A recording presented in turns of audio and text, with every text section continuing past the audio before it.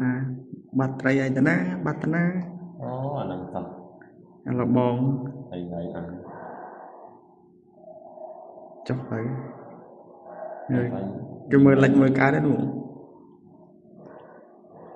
vui cho nó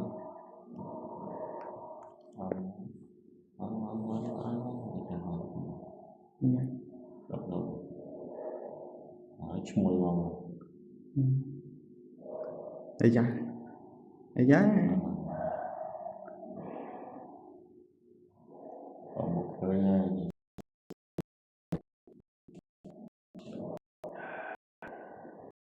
lại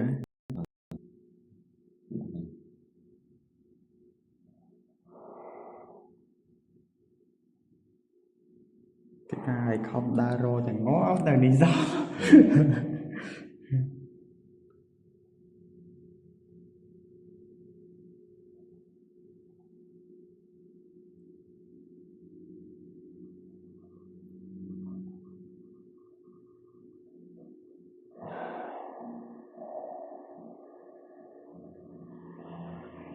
rồi mà man đi lột chắc này vậy chật à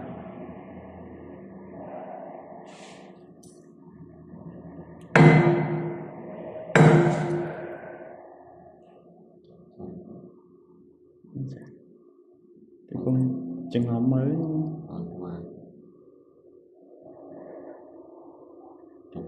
lột thầy đại nhảy sạch nấu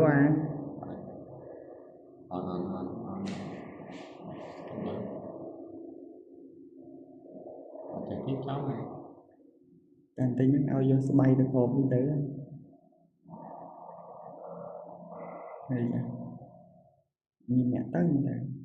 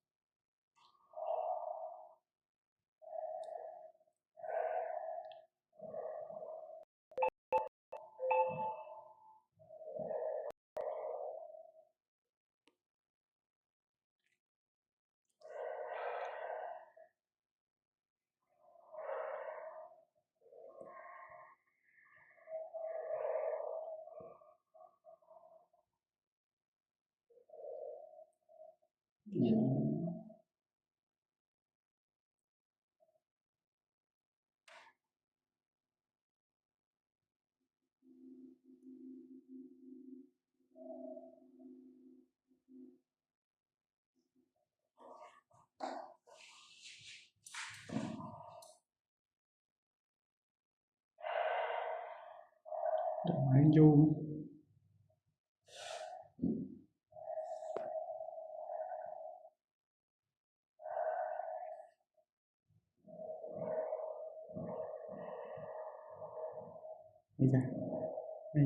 bây giờ đây cặp cặp đây ăn cho không ta có đi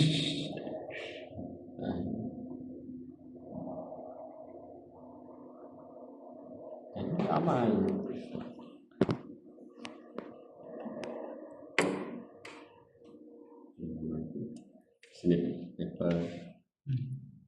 bây giờ lột mà trai mới khơi cọc nó lớn nó mới lột đi đó đứa đó nổ trăm là cái đà đó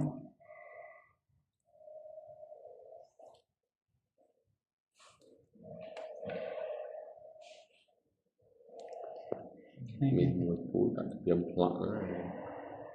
chồng ở đây miền thầy cái viên nơi bộ về rong rồi búa viên nơi chọp nó sạc này tiết hao cái đi mau nó giờ mà bánh lột đừ thế đây bánh thoát bồi nó rồi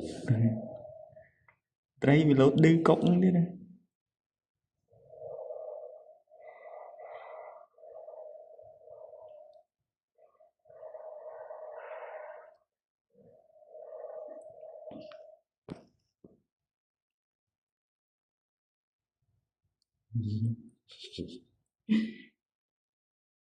pung rô cái lại ai thầy cho mấy chắc đánh chầu cái viên miền tôm lên cặp lào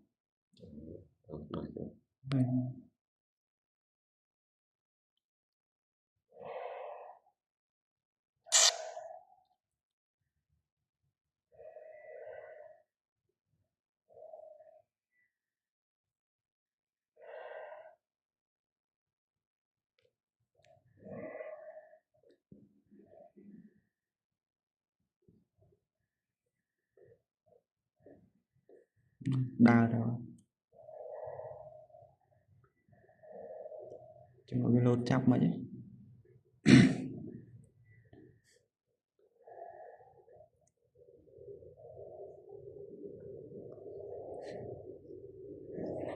cái thiết ta an của đạn rồi đúng rồi đạn này càng đúng rồi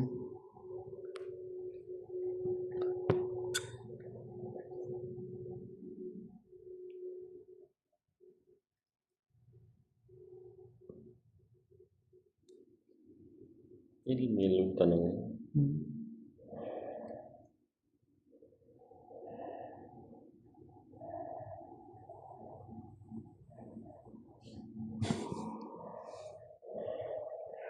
nhớ chụp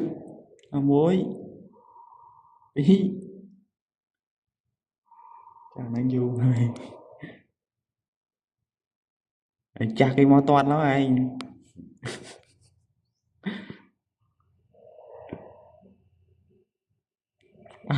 anh nói ngay bên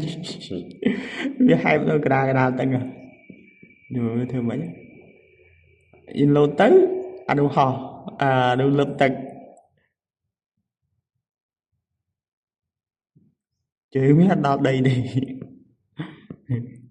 cái đào tới kia nào đấy ô và hai chị ai tao nữa thèn đun hoàng nữa cái mới đi về bạn cho về đúng hai giờ đầu kia đúng không chắc alo cho tới vì bà cái này chồng rồi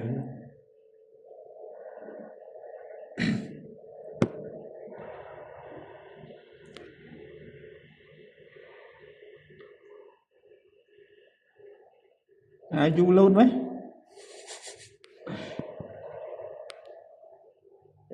vì nè đó là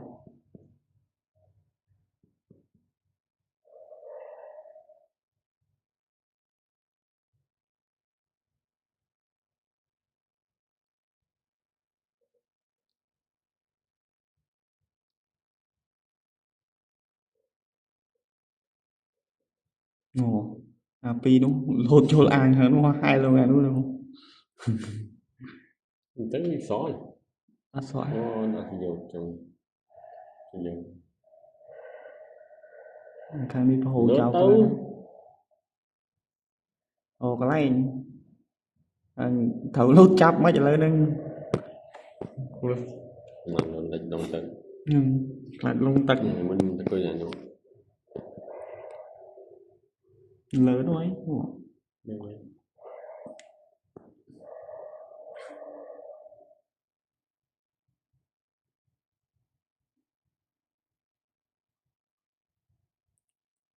trong đó nó khổng nó nhớ người ta nghĩa khác với lôn này lôn nó năm cuộn khổng á mẹ rồi nó khổng cũng mấy chập ở đang mùi nữa chập nó khổng nó mùi đó họ đánh mềm máu ấy đồ ra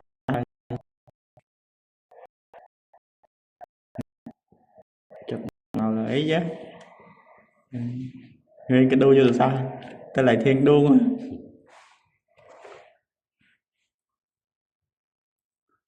ta lại thiên đốn ơi để cho thiên đốn lên bàn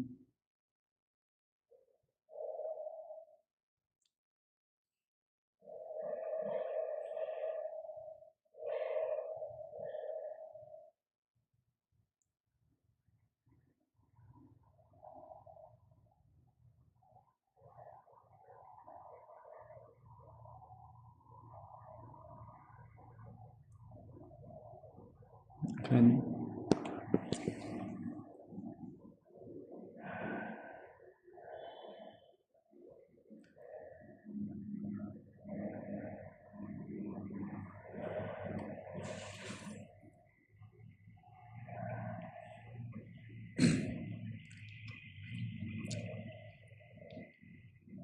chắc nam chắc thấy khi anh bảo là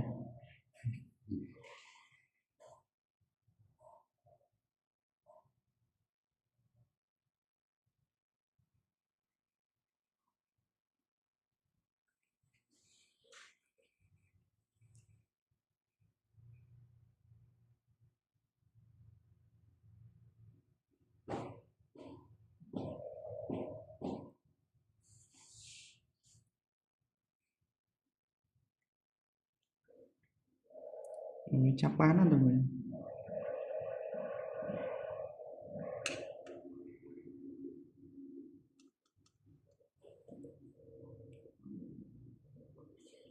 Wow, vì lật đôi cái này đi đấy.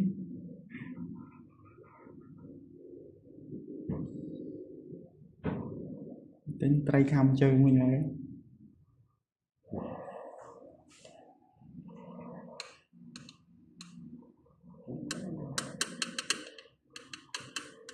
Dù mấy à. Anh không biết đăng với hai nơi cái đá. Vì luôn là nơi cái đá là kiên viện vào. Tới đi ra.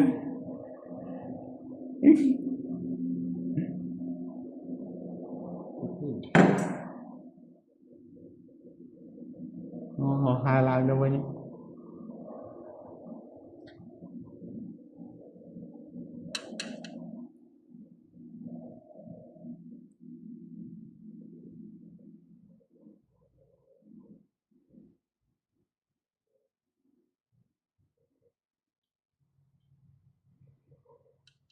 Trong lô tới chắc là mặt cà tê.